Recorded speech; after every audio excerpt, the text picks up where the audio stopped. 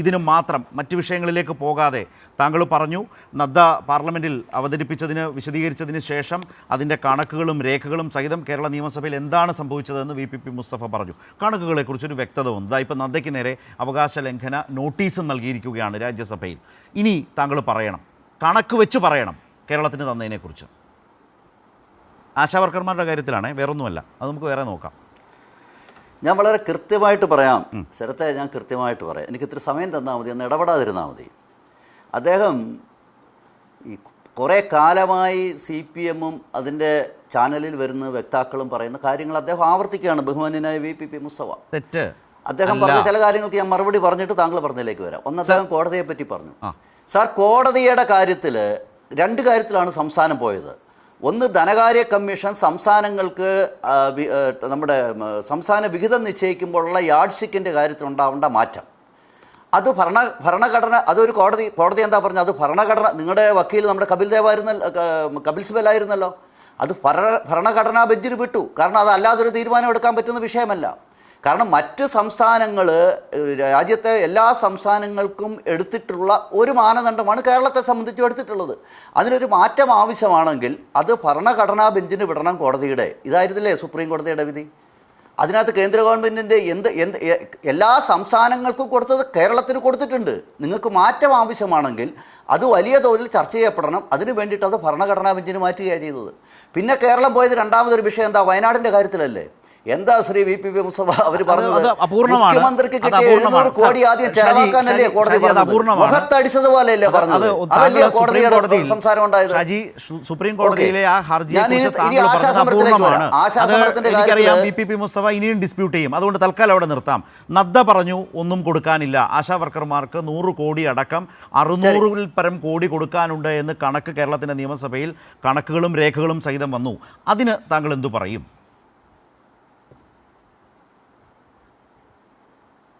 അല്ല, ഞാൻ അതിനാണ് ചോദിക്കുന്നത്. സംസ്ഥാനത്തെ ആരോഗ്യവകുപ്പ് മന്ത്രി കേരളത്തിൻ്റെ നിയമസഭയിൽ ഒരു കണക്ക് വെച്ചു.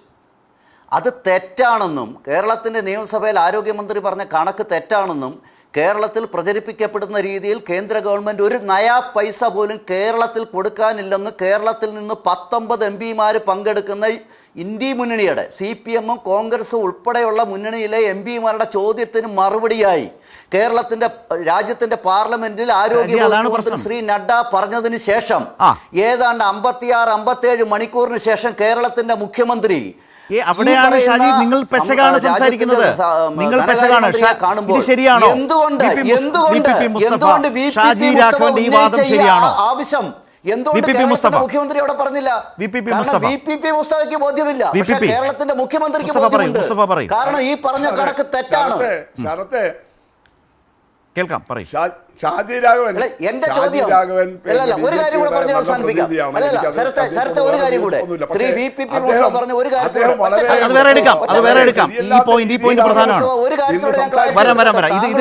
വിഷയത്തിലെ ഒരു കാര്യത്തിലൂടെ ഷാജിയിലേക്ക് വരാം. VPP മുസ്തഫ, ഈ വിഷയം പ്രധാനമാണ്. കാരണം നദ്ദ കേരളത്തിന് ഒന്നും തരാനില്ല എന്ന് പറയുക. ഷാജി രാഘവൻ ഇപ്പോഴും പറയുന്നത് നദ്ദയ്ക്ക് മുൻപ് പ്രതിപക്ഷം കൊണ്ടുവന്ന അടിയന്തര പ്രമേയത്തിന്റെ